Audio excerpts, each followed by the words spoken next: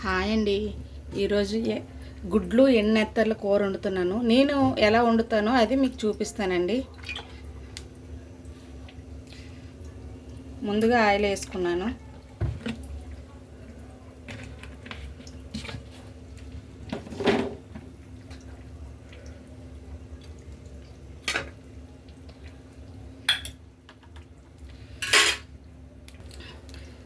ఇప్పుడు కొంచెం ఎగ్స్ కొంచెం లైట్గా రోస్ట్ చేసుకుందామండి.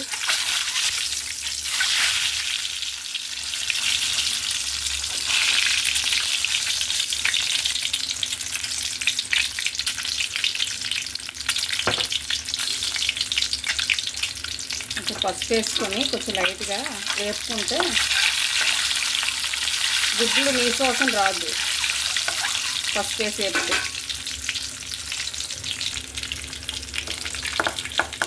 ఇలా చాలండి, లైట్గా వేపితే.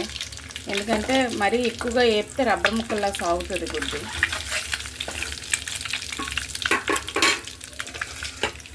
ఎండు నెత్తలు కూడా కొంచెం లైట్గా వేపుకుందాం.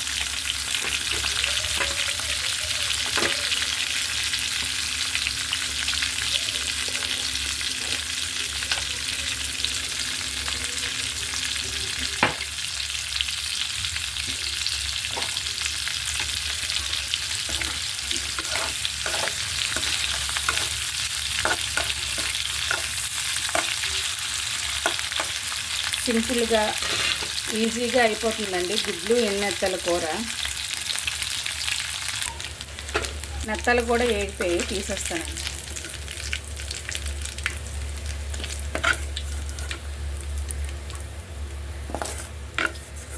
ఎంతమంది ఇష్టపడతారో చెప్పండి, కామెంట్ చేయండి. గుడ్లు ఎన్నెత్తల కూర కొంతమందికి ఇష్టం ఉంటుంది, కొంతమందికి ఇష్టం ఉండదు. పచ్చిమిర్చి ఉల్లిపాయలు కట్ చేసుకున్నాను చిన్న ముక్కలు.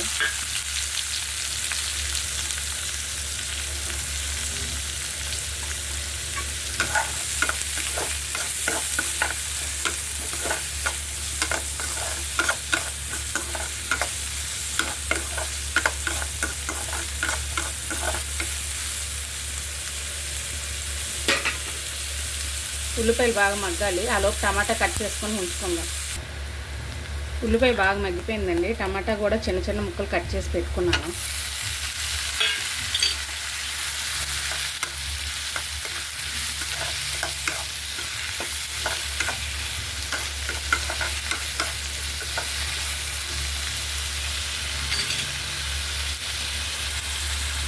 నేనైతే మాత్రం టమాటా వేగేటప్పుడే కారం ఉప్పు వేసేస్తానండి.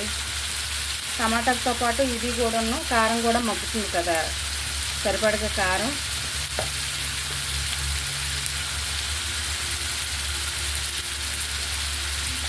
ఉప్పు అయితే మాత్రం చూసుకొని వేసుకోండి.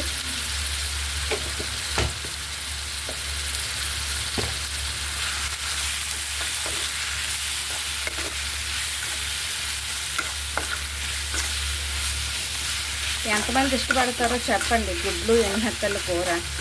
నాకు మా ఆయనకైతే మాత్రం చాలా ఇష్టం. బాగుంటుంది కూడా కూర. స్మెల్ ఒక్కొక్కరికి పడదు కానీ బాగుంటుంది కూర మాత్రం. గుడ్లు ఎన్నెత్తలు, గుడ్లు ఎండు చేపలు.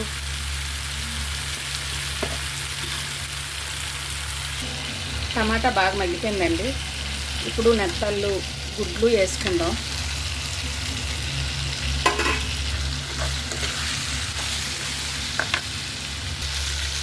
ఎక్కువ ఐటమ్స్ కాకుండా ఈజీగా 10 మినిట్స్లో అయిపోతుందండి గుడ్లు ఉడకపెట్టుకొని ఉంచుకుంటే.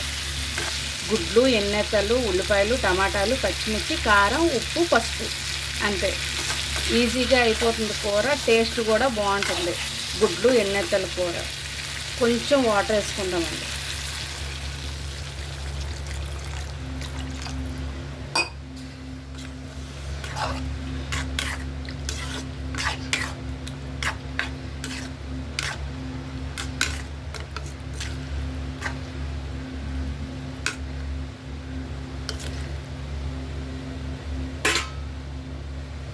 ఒక 5 మినిట్స్ మగ్గిన తర్వాత చూద్దాం.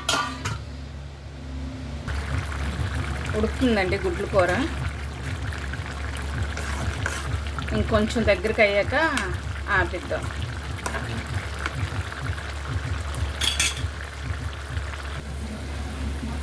దగ్గరికి అయిపోయిందండి, ఇక ఆఫ్ చేసేస్తాను. ఓకేనండి, బాయ్ అండి. లైక్ చేయండి, షేర్ చేయండి, కామెంట్ పెట్టండి.